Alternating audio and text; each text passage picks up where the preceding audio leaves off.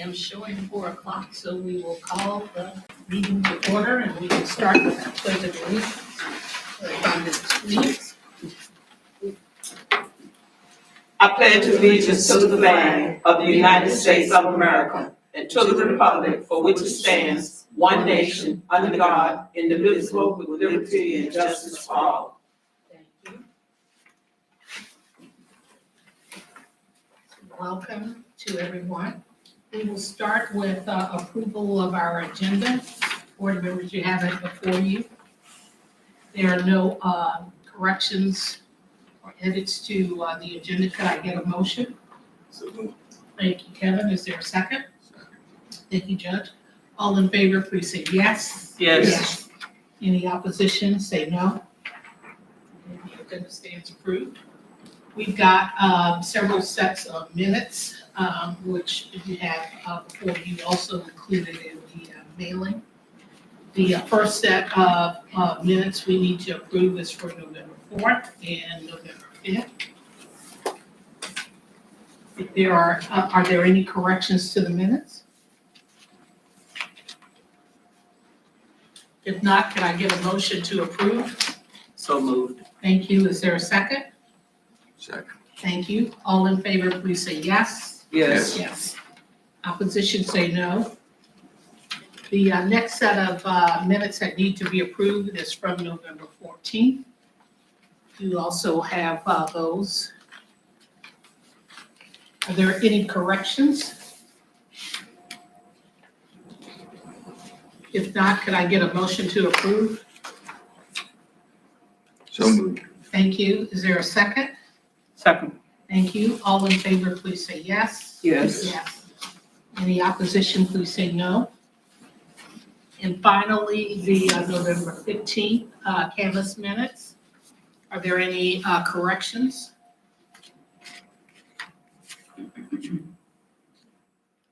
If not, could I get a motion to approve? So moved. Thank you. Is there a second? Second. Thank you. All in favor, please say yes. Yes. Yes. Any opposition, please say no. Okay, our minutes stand approved for November 4th and 5th, November 15th, and November 14th. Thank you. We'll move on to the public comment section of our meeting. Are there any public comments? Yes, Allison Powers. I'd just like to say Happy New Year. Thank you. Happy New Year to you as well. We'll move on to staff reports, starting with our director's report. Yes, Happy New Year. The new year brings some changes for our office, especially from Senate Bill 382. At this time, subject to lawsuit are these provisions of the bill that moves the governor's appointment power for elections boards to the state auditor. So as the law stands now, on May 1st, the state auditor will appoint all 5 members of the State Board of Elections for 4-year terms. On May the 15th, the State Board appoints an executive director for 2-year term. And on June 24th, the State Board appoints 4 board members for each county board, and the auditor appoints the chair, all for 2-year terms. And those board members are sworn in on July 22nd. Again, there's a lawsuit over these provisions. So we'll follow that. Is that correct, that this body will go from 5 members to 4 members? No, this will remain at 5. The Republican and the Democrat county chairs will recommend 2 members each, and then the auditor will appoint the chair of the board. So that's 5. That's 5, Okay. yes. 2, and then the 5th from the auditor. So in that bill, which is not subject to the lawsuit, are a lot of changes in the deadlines after the election and during, for absentee by mail. Let's see, the deadline to cure HAVA ID will be noon on Friday after Election Day. The deadline to return with photo ID, which will be for provisionals and by mail, is noon. Actually, yeah, provisional's noon on Friday after Election Day, and all provisional ballots must be counted by 5 p.m. on the Friday after Election Day. You recall this last election, we had 1,400 provisional ballots. The current process that we have, we can barely get that completed by Canvas. So we're hoping there'll be some updates with the state software, or there'll definitely have to be changes in the process of the way those are researched. Because we're going to have a hard time with that one. The deadline to request absentee ballots will be 2 weeks before Election Day, and the sickness disability exception starts 2 weeks before Election Day. The absentee cure letters will be due noon on Friday after Election Day. And another challenge will be all Election Day absentee by mails must be counted on election night in an ongoing meeting. So any absentee by mails that come in up to 7:30 on Election Day, the board will have to review, open, and count, and tally Election Day. A supplemental absentee meeting is only permitted for UOCAVA ballots, and absentee ballot tallies must be announced at 5 p.m. 3 days after Election Day. And this law became effective January 1st. The protest, the state board dismissed all the protests filed by Jefferson Griffin. However, the protest is being appealed in both state and federal courts. So we're waiting to hear if that will be overturned or what the resolution will be for that contest. Another new law is that anyone that's called for jury duty that asks to be excused, stating that they're not a citizen, the courts are forwarding those names to the state board of elections, and then the counties receive them, and those voters are being removed from our registration. The first list was sent over on January 6th. There were only 3 counties impacted: Pitt, Rowan, and Wilson. We did not receive any in Union County. Moving forward, those lists will be provided twice a year: the second Friday in July on odd years, and even years, the first Friday in April and the first Friday in December. That makes sure that those voters are removed before the 90-day cutoff before the federal election.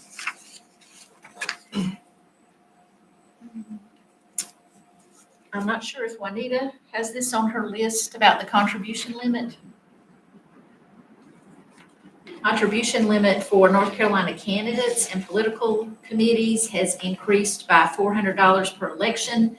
So now an individual or committee may contribute $6,800 to a candidate committee in any election.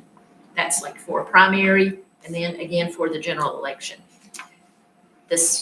The exception to that is the spouse can still contribute an unlimited amount to the candidates committee, and any national, state, district, or county executive committee of a political party is exempt from those contribution limits as well.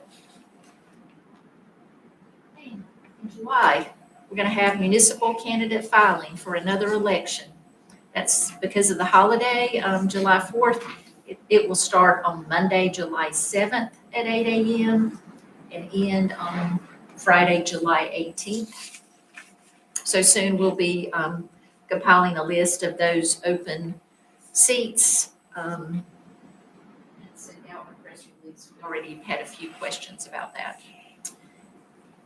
We shredded the November 2022 election documents on January 7th. We're required to keep each election, all the paperwork, ballots, documentation for 22 months unless there's a pending lawsuit or protest. So we were able to clear some space from November 22 and move out and move in last November. So, and our HART voting equipment software license and support contract renewal was on the Board of County Commissioners agenda for the January 6th meeting. It was moved from the consent agenda because the board wanted to hear from our office a little presentation on the voting equipment, our voting equipment and security. So Philip and I spoke at the board meeting, and the board was very complimentary of the processes here that we have to ensure the security and safety.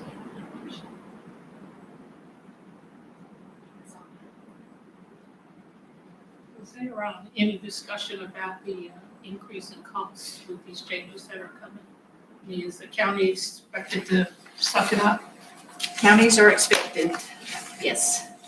There's no, so far, there's been no funding allocated for any of these changes. Any questions? Are we going to get minutes from the challenges that we heard? We don't have minutes, we have the order that we issued. Okay, but I thought there were several, we had at least 2 preliminary- meetings that dealt with that. Okay, yes, we'll have from that preliminary consideration, I will get that to you. Okay. Any other questions? Ms. Dunn? Yes, I will be presenting the voter registration report for December. We're gonna look at the NVRA report. The totals, total registrations as of December 31st was 186,473. There were 168,719 active registrations, 17,754 inactive registrations. For the reporting period, 718 registrations were approved, 535 registrations were removed totally, 112 of those registrations were inactive. New registrations that were processed were 1,481. Duplicate registrations that were processed were 1,287. Changes of information was 1,373. Out of those changes, 678 were party changes. Verifications, 1,965 first and second verification mailings were sent. 459 first verifications were returned undeliverable. 73 verifications were returned by the voter. Confirmations, 16 confirmations were returned by the voter. 317 confirmations were sent. 110 confirmations were returned undeliverable. 121 confirmations were not returned at all. And further on in the stats, we have by party, how many voters, by race, by ethnicity, and by gender. You also have the party change crosstab report in your packet. Shows what the original party of the voters were and what they changed to their new party. You also have the voter registration stat by precinct. That's for your review. We are continually growing, but we also have removed some voters as well, a lot of them. As of yesterday, the state sent out guidance on the biennial list maintenance process. Yesterday, They sent it to all the counties, 100 counties in the state, and we removed 11,831 inactive voters. This is something that's done biennial. These voters were inactive since August the 9th of 2022. So 11,831 inactive voters were removed on yesterday. We also did the no contact mailing task. That's voters that we have not had contact with since October 14th, 2022. We didn't remove them. We are sending out confirmation cards to 14,706 voters. And those voters were active that we hadn't had contact for since the October 14th, 2022 date.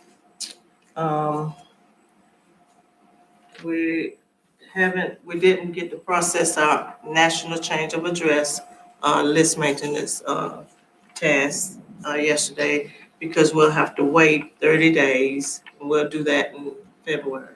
We usually do it in January and July, but because of the other list maintenance task, all 100 counties will do it in February. Any questions? That's all I have. Thank you. Thank you. Any questions? Thank you, Ms. Donna. Ms. Juanita? So we are now in the 7th month of the fiscal year. The budget reports that you have show what we spent in December. It has all the credit card expenses from November posted, and all election workers have been paid. That leaves us with 55% of our administration budget and 19% of the elections budget available for us to use in the remainder of the fiscal year. That's all I have.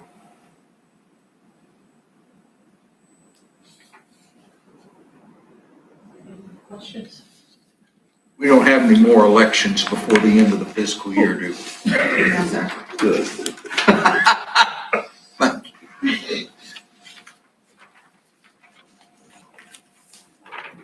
We expect to have a shortfall in the administrative budget. Yeah. Okay.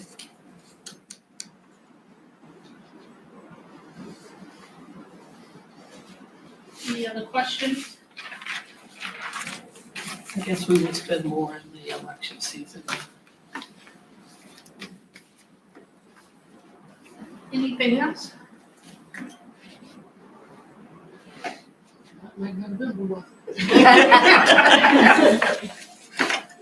Kevin, get a motion to adjourn? So moved. Thank you. Is there a second? Second. Thank you. All in favor of adjourning, please say yes. Yes. Any opposition, please say no. We stand adjourned. Thank you very much. Thank y'all for the excellent work in the cold. Appreciate it.